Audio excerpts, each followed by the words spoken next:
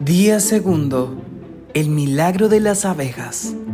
De solo meses de edad, Rita aprendió a escuchar la oración diaria de sus padres, así como toda su expresión de valor que fuera dotando su espíritu en armoniosa conjunción. La respuesta a su acercamiento con el Creador quedó de manifiesto antes del primer año, al acontecer una extraña situación en la que la divinidad le concede el prodigioso logro que iría desarrollando en los años posteriores.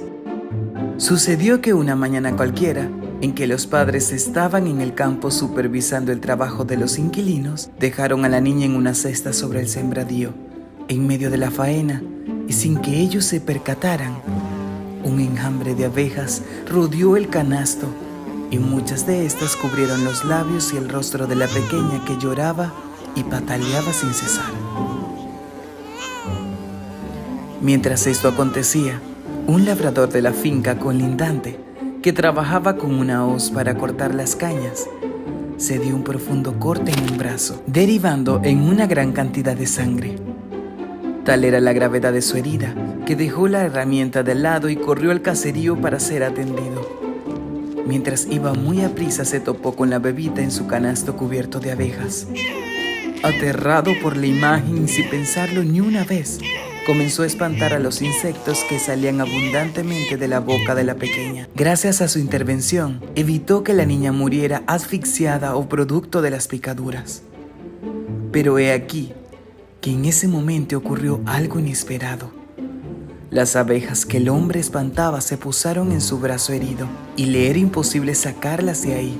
Cuando los padres llegaron corriendo por los gritos de la pequeña, el labrador, profundamente conmovido, observa que de la herida ya no fluye sangre, y más que eso no tiene ningún rastro del profundo corte que se asestara accidentalmente con la guadaña. Entre los gritos y la confusión por el estado de la niña, nadie se percató en el primer momento que se había producido un milagro, pues el hombre estaba sano y las abejas que pusieron en peligro a la bebé eran las mismas que lo habían sanado. Este tema de las abejas sería un símbolo permanente en la vida de la santa hasta el final de sus días. En los años siguientes, fue en ese ambiente de satisfacción y tranquilidad que transcurrieron las primeras experiencias de vida de Santa Rita, con buenos ejemplos y la adecuada guía para su aprendizaje. Como no se conocía las escuelas ni los colegios, la educación correspondía a los padres, a los parientes y a las parroquias.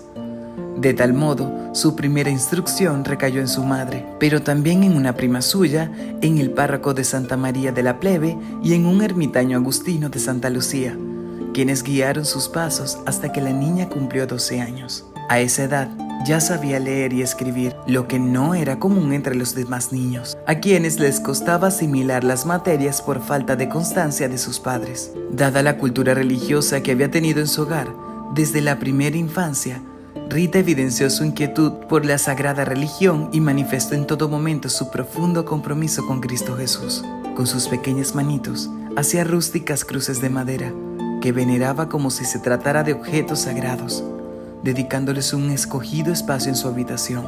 Al hacer la primera comunión, se intensificó su frecuencia a las misas de la iglesia de la Roca Porena, que se hallaba sobre la peña del Siopo y dominaba desde la altura el pueblo de Casia muy cercano. Ahí las religiosas del convento no tardaron en observar las aptitudes especiales de la niña y la instaron a que persistiera en el acercamiento que había concebido hacia el Señor.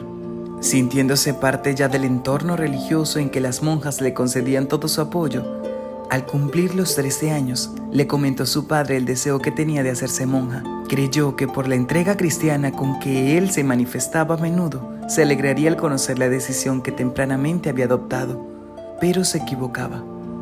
«Eres solo una niña. La vida tiene mucho que ofrecerte», fue su enérgica respuesta. «No pienses en cosas que después no podrás cumplir». Era su única hija, y don Antonio no estaba dispuesto a enclaustrarla por una decisión apresurada.